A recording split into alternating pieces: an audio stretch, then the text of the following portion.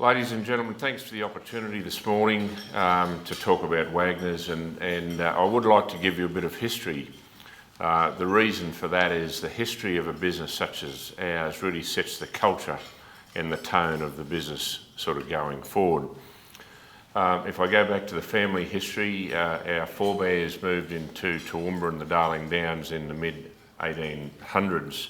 My great-grandfather started business in Toowoomba in 1896. He was a monumental mason, and he started the business J.H. Wagner, which would ultimately become J.H. Wagner and Sons, and that business is still running today. It is owned and operated by my first cousins. As sort of Tim mentioned, in 1989 we started business, or the business Wagners, with one concrete plant in Toowoomba. The three competitors at the time were CSR Ready Mix, Boral and Pioneer it was, they're now Hanson. And they took exception to these guys in Toowoomba coming in and stepping on their toes and sort of moving into that concrete market. The price of concrete went from $114 down to $65, and that sort of persisted for 12 months there. The cost of us producing 1 metre of concrete was $80. So we never sold a metre under $80. Our competitors were as low as sort of 65. But what we found is the building fraternity and the construction industry stuck to us because we were local and because the multinationals were sort of quite vocal in saying we're going to send these guys broke and sort of run them out of town. At the same time as reducing the concrete price, CSR Ready Mix consolidated the aggregate supply, or the quarry businesses around Toowoomba, and the price of aggregates went up sort of 77%. So that first 12 months for us was sort of really tough, but it was sort of character building, and it was really the precursor to a lot of the decisions that we had made or have made over the last sort of 28 years. They're generally made out of necessity, not just a desire to go and do something. Aggregate price high, concrete price low, we needed a quarry. We built our first quarry at a place called Maloo, which is 55 kilometres west of Toowoomba, in 1991. And that really sort of changed our business when we could sort of control our supply lines for some or the majority of our raw materials. Maloo, though, was 55 kilometres away from Toowoomba, and there was a number of quarries on the outskirts of Toowoomba. So we had about a 50-kilometre disadvantage over our competitors to deliver into the market. What we didn't fully appreciate until we really sort of got into it, though, at Maloo, though, because it was out in the middle of sort of farming land, we could operate 24 hours a day. So what we were able to do was deliver gravel and aggregates to our customers at night. They would come in the morning and everything would be there. And it gave us a far more efficient operation than any of our competitors. And it enabled us to offer a different service offering. We could, for the road builders, we could have their gravel sitting on their road when they started work in the morning, and they would get a whole lot more done through the day. So it gave us an advantage in the marketplace. The business grew in 2000, the year 2000, keeping in mind that we'd been through a price war in 1989, and our competitors were still three very significant major companies, and you do feel threatened, a bit threatened in that sort of space. So in the year 2000, we made the decision that we need to change our geographical spread and our product spread. We need something that our competitors don't do. So we started our global business. The first project that we did in our offshore business was a concrete project over in New Caledonia for the Goro nickel mine. We've sort of worked in Russia and New Guinea and all around the world. In fact, we've done concrete on Christmas Island. We went to Russia and working for Chicago Bridge and Iron on, well, it was the far east of Russia and Sakhalin Island, and We got there, we were contracted to supply concrete within about 3 months of contract date and arriving on site. And CB and I said, we need concrete now.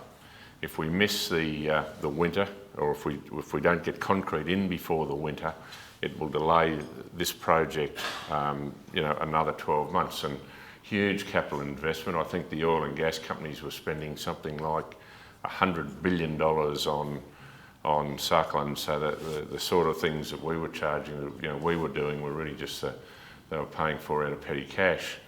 So John and another one of our guys, Hank Van Dongen, hopped on a plane, went to Canada, bought a concrete plant in Canada off the shelf. We chartered an Antonov jet and flew this concrete plant into Sakhalin Island in Russia. And the Yanks couldn't believe it. How do you guys from Australia sort of do this? The American companies couldn't do it. But it was all about solving the issue that they had.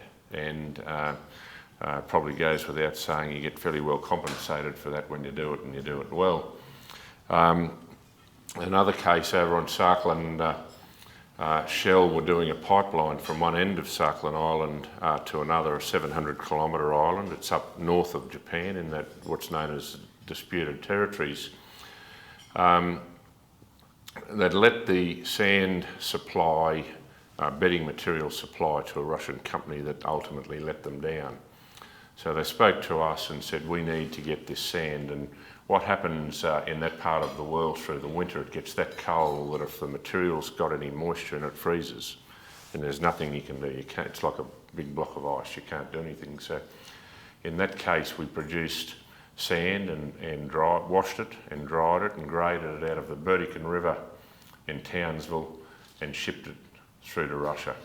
And again, it was a great project for us, or a great project for us financially, but it is about understanding the issues of your customers and coming up with a solution that will actually work for them.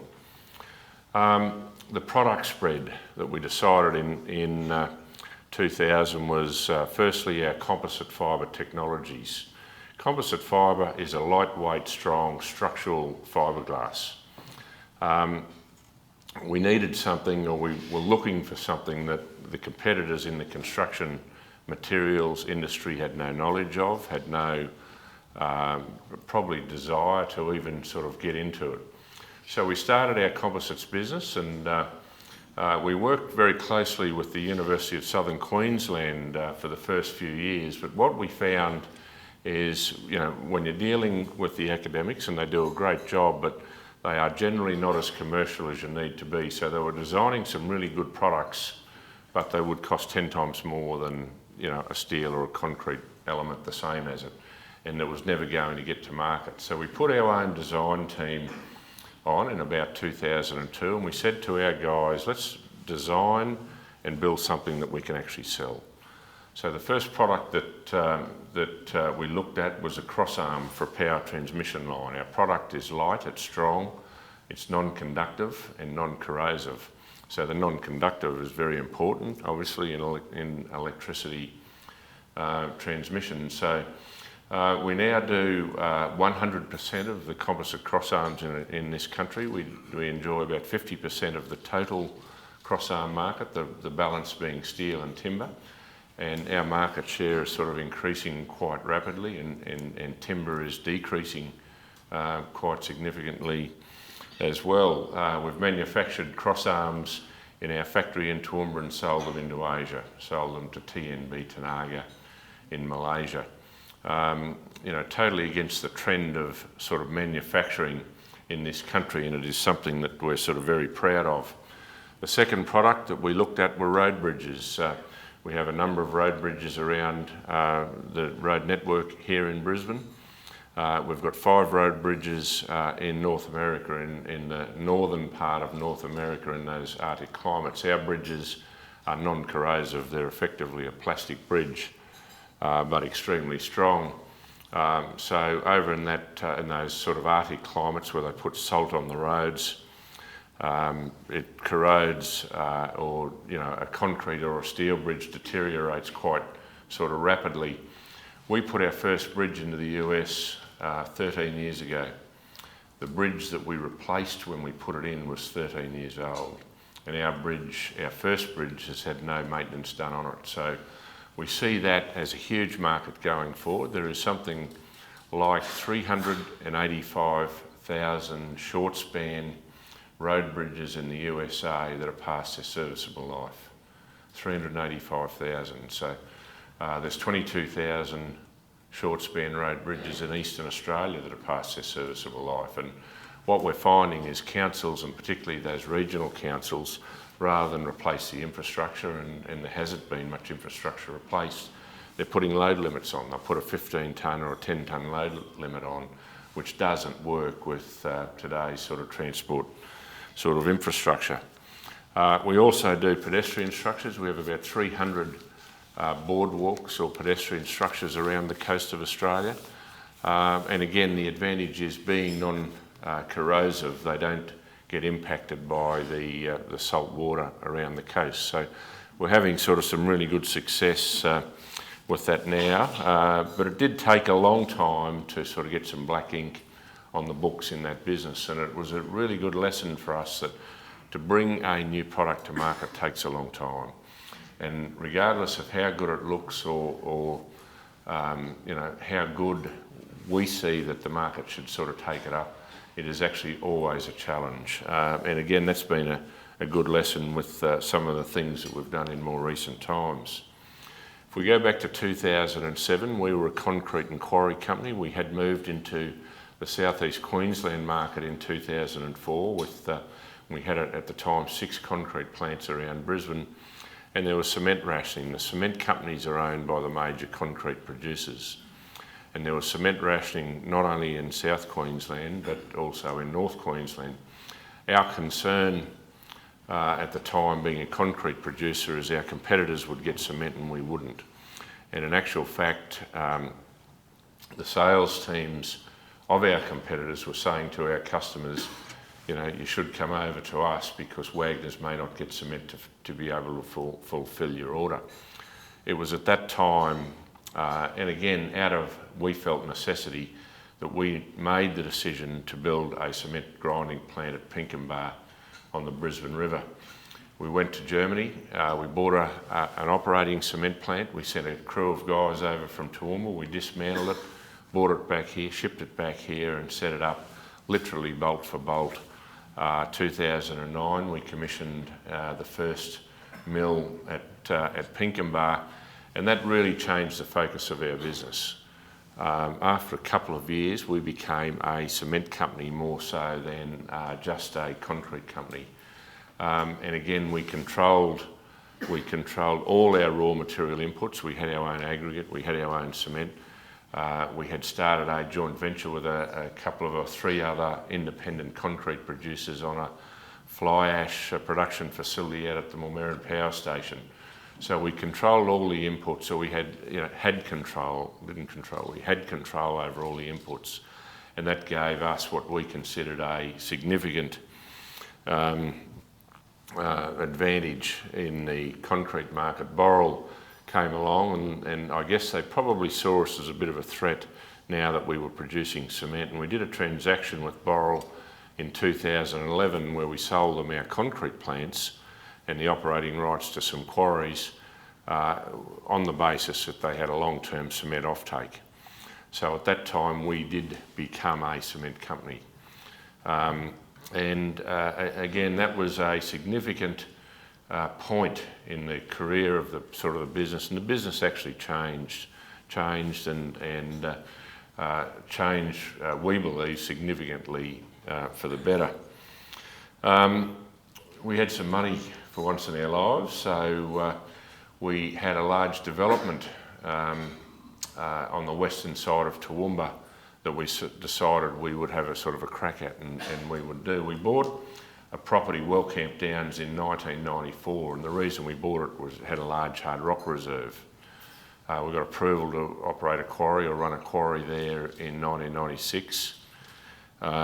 We built it, we were operating it. In 2001, the state government and a number of local councils up around Toowoomba, called EDROC, Eastern Downs Region of Councils, rezoned a large tract of land on the western side of Toowoomba. and they called it the Charlton Wellcamp Integrated Employment Area. 1,600 hectares, and it was to be a large industrial precinct of the future. 800 of those 16 happened to be on our property, Wellcamp Down. So when we did the transaction with Boral in 2011, we made the decision that we would develop the Wellcamp Business Park. What happened though is we travelled far and wide trying to encourage people to come to Toowoomba to set up a manufacturing facility, and the response that we were getting quite emphatically was Toowoomba is not even on our radar. You can't get there, there is no connectivity.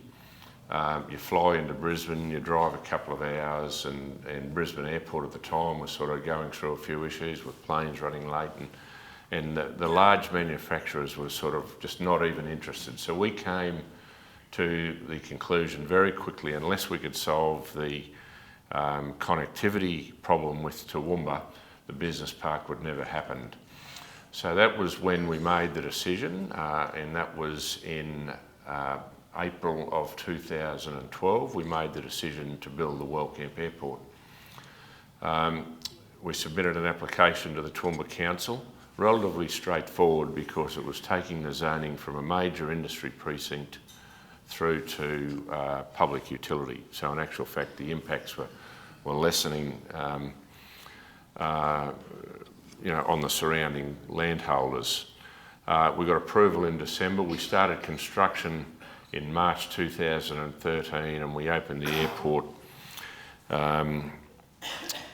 November, 10th of November 2014, 25 years to the day that we actually delivered our first load of concrete, 10th of November 1989. First greenfield public airport to be built in this country in 50 years. First public airport ever to be built in this country with no government funding, absolutely no government funding. And we saw that as a significant advantage because we could actually just get on and do it. We didn't have to answer to a whole lot of people about how we were applying their funds, and there's probably a few bankers in the room. We did answer to you guys back then, but I'm talking about the bureaucrats here. So 2.87 kilometre runway. It's a Code E runway, so it can handle 747 aircraft. We've recently received a designation or a concession for Code F. So currently at Wellcamp we have a weekly freight service from Wellcamp into Hong Kong, Cathay Pacific, with a 747-800. So that is the same category aircraft as the A380 and the Dreamliner. So there's not an aircraft flying that we cannot land at the Wellcamp Airport. The decision to do it was really based around it being a passenger airport. There's 344,000 people live in the catchment. So that will transform to around 1.5 million passengers. And it's a pretty good business, and it does a whole lot for the local economy if we can get 1.5 million passengers a year through the airport. At the start, when we started construction, we copped a fair bit of flack, particularly from southern media. So in November of 2013, we had an open day at the airport. It was under construction. It took us just under 20 months to build it, and we worked 24 hours a day, 7 days a week. We did stop for Christmas Day, Good Friday and Anzac Day, but every other day we worked. We had an open day. It was a working open day. The trucks were working, the bulldozers were working, and we fired a blast on the day, and we had 18,068 people come through the gate. And people stood on the formation of the runway and said, well, everything that we've heard is just not true. This is an ideal spot for an airport. At the time there were 6 houses within 3 kilometres of the centre of the runway that weren't on our property. So imagine that compared to sort of flying over Ascot and Hamilton and Bulimba and in and out of sort of Brisbane. And that first open day really sort of changed the public's attitude to the Wellcamp Airport, and the local community really got behind us and really supported it. We had another open day in September 2014, about 6 weeks before we opened. 27,000 people came out to it, so the community took a real interest in it. We had 84 buses driving around the site showing people the runway and the terminal, and it was one of those things that sort of really engaged the community going forward. 2017, we made the decision in May that we should go to a listing with the construction materials business. The infrastructure assets, the airport, a wharf that we're building on the Brisbane River at sort of Pinkenbar, it will be sort of third-party access wharf. Those assets and the property assets, those assets did not have a return that we felt the market sort of would expect. So what we took to the listing was our construction materials business and our new generation building materials, which is our composite fibre business that I spoke about earlier, and another product that we've been developing, which is earth-friendly concrete, which is a concrete with no sort of cement in it. We see huge potential going forward, but again, it's in its infancy, and it's like most products, it will take a long time. It may take a long time to come to market. There was 3 real drivers for the listing: succession planning. It was the right time for the family. I think I'm sure it was actually the right time for the business. We have a young management team led by our CEO, Cameron Coleman. Cameron started with Wagners 23 years ago as an apprentice diesel fitter. And he's sort of run most elements of our business, and he has built a really good team around him. So, we felt it was, the time to give those guys the reins, or men and women, Karen, I'm sorry about that, the reins. And it's certainly been, to date, the right decision. Access to capital, whilst we had done some sort of large projects such as the airport, and we'd never had any trouble sort of funding our developments. We just felt if we had access to different capital streams, the opportunities for this business are huge, particularly with composites. We now have people on the ground in New Zealand. We've got 4 guys on the ground in the USA. We've got 1 guy on the ground in the UK. And there are some huge opportunities there, huge opportunities sort of going forward. And we are quite confident that under the listed regime, we'll be able to exploit those opportunities much quicker than we would have been able to do under sort of private ownership. And the third driver for us was the ability to include staff in an equity position in the business. And as a private family company that started sort of very small and had a significant asset base, to bring anyone into an equity position, the tax consequences in particular were quite sort of horrific. So under this listed regime, we can do that, and we can do that sort of relatively simply or easily. The listing has gone well, and the market has actually supported us since then. So, we're sort of extremely happy with the support that we have had. There is a number of people in this room that participated in it, from our legal guys, from McCulloch Robertson, Morgans, of course. Who else have we got? PwC. On my PwC Brisbane guys did a lot of work. BDOs did the auditing for us. So, there